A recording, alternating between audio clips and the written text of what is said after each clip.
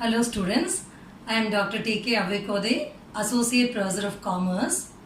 Today I am going to start with a simple, easy and very interesting chapter, that is profits prior to incorporation. Before I proceed with the accounting aspect of this chapter, I want you all to understand the meaning of profits prior to incorporation. In English, the word prior means previous, that is before. So when you say profits prior to incorporation, it relates to the profits earned before the date of incorporation. So with this brief introduction, let me go in detail into this chapter. Sometimes a newly incorporated company may take over the business of an already existing sole proprietorship or partnership from a date which is prior to the date of incorporation. For example, a company which is incorporated on 1st April 2019 may take over the business of an already running partnership from 1st January, which will be the date on which the vendor's business accounting year starts. But as per the provisions of the Companies Act, a company cannot earn profits before getting the certificate of incorporation. So any profit which is earned before the date of incorporation cannot be treated as revenue profit. It can be treated only as capital profit, and such capital profit is only called as profit prior to incorporation. In the example which I gave you, I told you that the company was incorporated on 1st April 2019 and the business was taken over from the vendor, which was carried on from 1st January itself. So any profit which is earned in between the period January till March 31st, that profit will be regarded as pre-incorporation profit, also known as pre-acquisition profit and capital profit. To make you understand better, let me repeat everything once again. As I said earlier, sometimes a newly incorporated company may take over the business of a running business of a sole trader or partnership firm from a certain date which is prior to the date of incorporation. For example, a company incorporated on 1st April 2019 may take over the business of a vendor from 1st January 2019. The vendor may either be a sole proprietorship or it may even be a partnership. That is the date on which the vendor's accounting year starts. Let me repeat the example once again. A company incorporated on 1st April 2019 may take over the business of the vendor from 1st January 2019. That is the date on which the vendor's accounting year starts. According to the Companies Act, a company cannot earn profit before grant of certificate of incorporation. Therefore, profits earned by the company from the date of takeover of the business to the date of incorporation cannot be regarded as revenue profits of the company. Therefore, in the above example, whatever profits were earned from 1st January to 31st March cannot be regarded as revenue profits made by the purchasing company. They must be regarded as capital profits. So how should you treat them? You should treat them as capital profits, and such profits are only called as profits prior to incorporation or pre-acquisition profits. So remember, capital profits, profits prior to incorporation and pre-acquisition profits, all these are one and the same. So what will happen to the profits which are earned after the date of incorporation? Profits earned after the period of incorporation, that is from 1st April to 31st December, that is the date of closing of the accounts, will be regarded as revenue profits, and such profits will also be termed as post-acquisition profits. So those profits which are earned after the date of incorporation will be called as revenue profits, and they are also known as what? They are also known as post-acquisition profits. So remember, revenue profits and post-acquisition profits are one and the same. So if you have a look at this particular example, you can be very clear. So I have given you 1st April 2019 as the date of incorporation, 1st January 2019 as the date on which the business was taken over. So when a company takes over the business, when a newly incorporated company takes over the business from 1st January 2019, the profits earned between 1st January till 31st March, because 1st April is the date of incorporation. So the profits earned between 1st January till 31st March, that will be regarded as pre-acquisition profit or profit prior to incorporation or capital profit. And then those profits which are earned after the date of incorporation, that is from 1st April 2019 to 31st December 2019, which is the date of closing of our accounts. So such profits will be regarded as the revenue profit or post-acquisition profit. So till now I have told you the meaning of pre-acquisition profit and post-acquisition profit. And remember, pre-acquisition profit is also known as profits prior to incorporation or capital profit, and post-acquisition profit is also known as revenue profits. Let me now proceed with the accounting aspect of this chapter. Usually in this chapter, you'll be asked to prepare a statement showing pre and post incorporation profits. So let us see what are the steps involved in solving problems. So the first step, in order to calculate the profits or loss prior to incorporation, certain steps are involved. So let us see what will be the first step.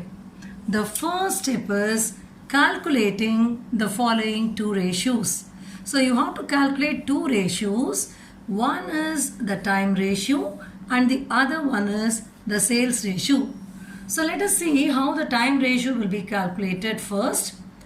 This ratio, that is the time ratio, is calculated by considering the period falling between the date of purchase of business and the date of incorporation, and the period falling between the date of incorporation and the date of closing of accounts. So let me tell you in very simple words, time ratio is equal to number of months in the pre-incorporation period is to number of months in the post-incorporation period. So the date of incorporation will be given to you clearly in the problem. You will be given the date from which the business is taken over, and you will be given the closing date also. With the help of all those dates available in the problem, you will be calculating the time ratio first. Though it is very simple to calculate, you have to be very careful in its calculation, because if your ratio calculation is wrong, finally when you prepare the statement, you will be apportioning the various items according to the ratio only. So the apportionment will also go wrong. So by using the simple formula, you will be calculating the time ratio. So what is the formula for time ratio? Time ratio is equal to number of months in pre-incorporation period is to number of months in the post-incorporation period. Let me make this clear to you with the help of a very simple example. Have a look at the example I have given you here. If a business is purchased on 1st January 2019 and certificate of incorporation is granted on 1st April 2019 and accounts are closed on 31st December 2019, then the time ratio will be calculated as follows. So whenever you calculate the ratio, you have to write the formula first. So let us write the formula. Time ratio is equal to number of months in pre-incorporation period is to number of months in post-incorporation period. So first you have to have a look at the date on which the certificate of incorporation is granted. It is granted on 1st April 2019. So 1st April 2019 is the date of incorporation. Any period before 1st April 2019, that is till 31st March, will be regarded as a pre-incorporation period. So number of months in pre-incorporation period will be from 1st January 2019 to 31st March 2019. So number of months in the pre-incorporation period is 2. Number of months in the post-incorporation period. So how many months we'll have in the post-incorporation period? Post-incorporation period is from 1st April 2019 till the date on which the accounts are closed. It's given the accounts are closed on 31st December. So 1st April 2019 to 31st December 2019. Just see how many months are there. From January to March, January, February, March, you have 3 months. From April to December, April, May, June, July, August, September, October, November, December, you have 9 months. So 3:9 is the time ratio. When you bring it down, it finally becomes 1:3. So therefore, time ratio is 1:3.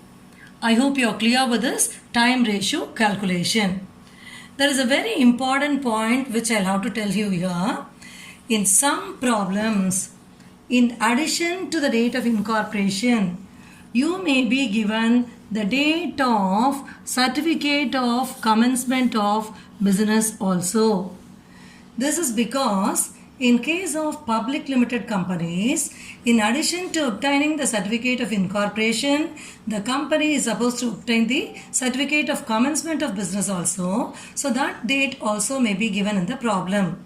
In such a situation, a question may arise in your mind: which date should you take for calculating the capital profit? Whether should you take the date of incorporation or should you take the date of certificate of commencement of business?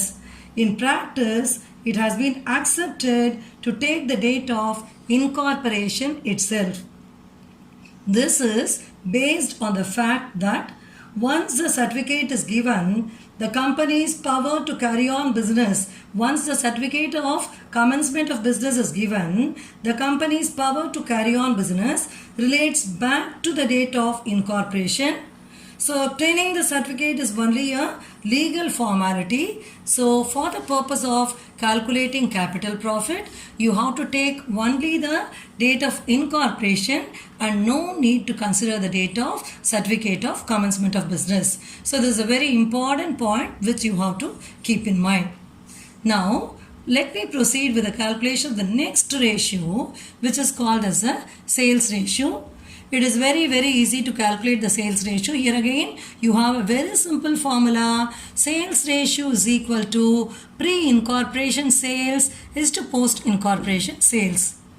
In the problem, you will be very clearly given how much is pre-incorporation sales and how much is post-incorporation sales. So just by applying this formula, sales ratio is equal to pre-incorporation sales is to post-incorporation sales, you can arrive at the sales ratio. So let me make you clear with this with the help of an example.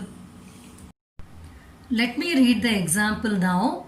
If sales for pre-incorporation period is rupees 5 lakhs and sales for post-incorporation period is rupees 10 lakhs, then the sales ratio is equal to, it will be 5 lakhs is to 10 lakhs. How will it be 5 lakhs is to 10 lakhs? What is the formula for the sales ratio? Sales ratio is equal to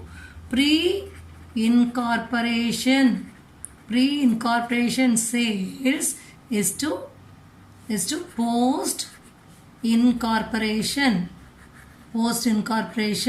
sales. So this is what is the formula we have for sales ratio, isn't it? Pre-incorporation sales is to post-incorporation sales. So you are given the pre-incorporation sales as 5 lakhs. You are given the post-incorporation sales as 10 lakhs. So 5 lakhs is to 10 lakhs. 5 is to 10 will be the sales ratio. When you bring it down, finally the sales ratio is 1:2. That will be your sales ratio answer. So I've been telling you regarding the steps involved in solving problems. So usually we'll be preparing a statement showing profits before and after incorporation, that is pre and post incorporation profits. So before you begin with a statement, the first step is to calculate the time ratio and sales ratio. Now let us see what will be step 2. Step 2 is prepare a statement for calculating profits for pre-incorporation period and post-incorporation period separately. So let us see how that statement will be prepared. It is done as follows. Point A, divide the gross profit of the full period into two parts. The gross profit will be given in the problem. That will be divided into two parts by using the sales ratio, that is on the basis of the sales ratio. So you will apply the sales ratio and you will divide the gross profit into two parts. One part will belong to the pre-incorporation period and the other part will belong to the post-incorporation period. So divide the gross profit of the full period into two parts on the basis of sales ratio. This will give the gross profit for pre-incorporation period and post-incorporation period separately. So this is what you have to do first. Then next what should you do? Divide all expenses. Divide all expenses of fixed nature like rent, salary, depreciation, interest, etc. in time ratio, and other expenses which are not fixed and which are related to sales in sales ratio. So you'll be given a list of expenses in the problem. Identify fixed expenses and the expenses which are not fixed. Divide all the fixed expenses in time ratio and all those expenses which are not fixed and those which are related to sales in the sales ratio. So I'll be giving you a list of expenses which are to be divided in time ratio and the list of expenses which are to be divided in sales ratio. But now for the time being, you understand that all fixed expenses will be divided in time ratio and all expenses related to sales will be divided in sales ratio. After dividing the expenses, deduct the expenses from the gross profit. Already we divided the gross profit on the basis of the sales ratio and we had pre-incorporation gross profit and post-incorporation gross profit separately. From that, you deduct all the expenses one after the other, either by applying the time ratio or sales ratio as per the requirement. This will now give you pre-incorporation profit and post-incorporation profit separately. So I'll repeat once again. Take the gross profit, apply the sales ratio, divide it into two portions which will give you the pre-incorporation period gross profit and the post-incorporation period gross profit separately. Then divide all the expenses which are in fixed nature in the time ratio and all expenses which are related to sales in the sales ratio and deduct all these expenses from the gross profit. Now you will finally arrive at profits for the pre-incorporation period separately and post-incorporation period separately. There is a very important point which you have to keep in mind. In almost all the problems, gross profit will be given. But very rarely, the gross profit may not be given in the problem. So if gross profit is not given in the problem, in such a situation, you have to prepare the trading account first. Then you have to find out the gross profit. After finding out the gross profit, proceed with the calculation of the ratios, namely time ratio and sales ratio. I have listed out all those items which are to be divided in time ratio separately and all those items which are to be divided in sales ratio separately. So let us see the list of items to be divided in time ratio. These are the usual items which are to be divided in time ratio because they are expenses which are fixed in nature.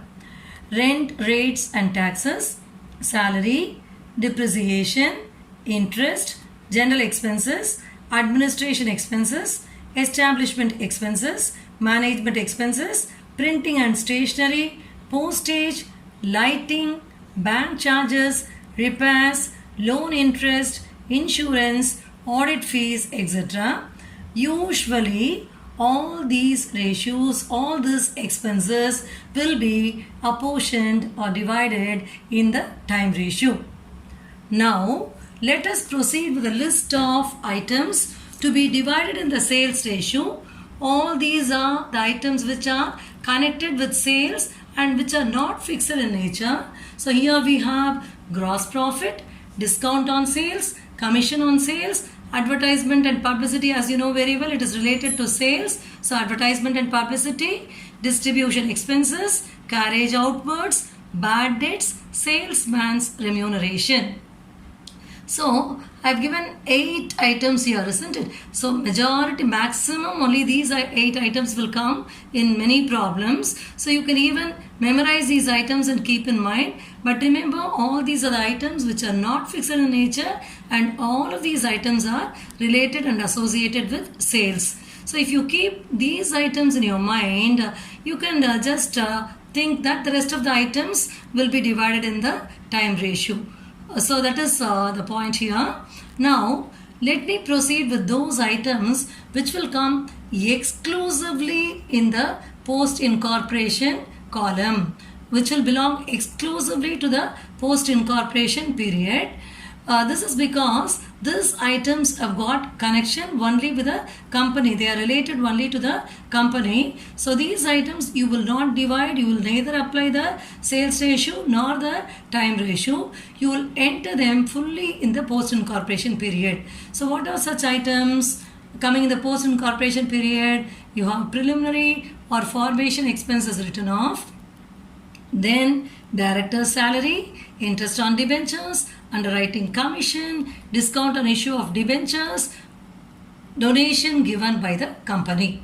So all these items will come only in the post incorporation period. Now we have a few items which will come only in the pre-incorporation period because they don't have any connection with the company. All these are the items belonging to the period before incorporation. So such items will include vendor's salary till incorporation date. Vendor means seller. So vendor's salary till incorporation date, and then salary of partners. So when you say partners, they don't have anything to do with the company. Before acquisition only they had the role to play. So their salary will come only in the pre-incorporation period. So these are the items which will come exclusively in the pre-incorporation period. So I have listed out a complete list of items which are to be divided in the time ratio. Try to keep all these items in your mind. And I have given you a complete list of items which will be divided in the sales ratio. And I have already given you items which will come only in the post-incorporation period or which will belong only to the post-incorporation period, and those items which will belong only to the pre-incorporation period. I hope you are clear with all this. Now let me work out a very simple problem involving the calculation of time ratio. Let me read the problem first. Ganesh Limited was incorporated on 1st May 2016 to purchase the running business of Vinayak & Co. with effect from 1st January 2016. The company obtained certificate of commencement of business on 24th August 2016. Calculate the time ratio if the accounts were finalized on 31st December 2016. So this is what is the problem we have. So this is a question where you are asked to calculate the time ratio. So let me write the formula first. Time ratio is equal to number of months in the pre-incorporation period is to number of months in the post incorporation period. So this is what is the formula we have. So let us have a look at the problem once again. it is given Ganesh Limited was incorporated on 1st May 2016. This is what is the date of incorporation we have. And have a look at the problem. You are also given the date of certificate of commencement of business. The certificate of commencement of business was given obtained on 24th August 2016. As I told you earlier, no need to consider the date of certificate of commencement of business for the purpose of calculating pre and post incorporation profit, and for the purpose of calculating the time ratio we have to take only the date of incorporation. So what is the date of incorporation? 1st May 2016. So in this problem we are asked to calculate only the time ratio, isn't it? So the date of incorporation is given to us as 1st May 2016. So the date from which the business was acquired is 1st January. So what will be the pre-incorporation period? It will be from 1st January 2016. Date of incorporation is 1st May, isn't it? So till April it will be pre-incorporation period. 1st January to 30th April 2016 is to 1st May. This will be the post-incorporation period. 1st May 2016 to what is the date on which the accounts were finalized or closed? It is 31st December 2016. So number of months in the pre-incorporation period is the number of months in the post-incorporation period. So January to April is pre-incorporation period. January, February, March, April, 4 months. May, June, July, August, September, October, November, December, 8 months. So 4 is to 8. When you bring it down, it will become 1 is to 2. 1 is to 2. So time ratio will be 1 is to 2. So this is what is your answer. So the point which you have to bear in mind here is that even when the date of certificate of commencement of business is given to you, don't take that into consideration for the purpose of calculating the time ratio. For the purpose of calculating time ratio, what is needed is only the date of incorporation. So the formula is number of months in the pre-incorporation period is to number of months in the post-incorporation period. So for this problem, you get the answer as 1 is to 2. This is a very, very simple problem. I hope you have understood this. So today, I have told you about what is pre-incorporation profit and what is post-incorporation profit. I've told you about how to calculate the time ratio and sales ratio, and we have seen about how to prepare the statement showing pre and post-incorporation profits. Then I've told you about what are the items which will be divided according to time ratio by using time ratio, and the items which will be divided by using the sales ratio. We have seen about the post-incorporation items and pre-incorporation items, and I've also worked out a very simple problem involving the calculation of time ratio. I hope you have understood all this clearly. In my next video, I will be working out problems involving the preparation of statements showing pre and post incorporation profits. If you like this video, subscribe to my channel. Thank you very much for watching this video.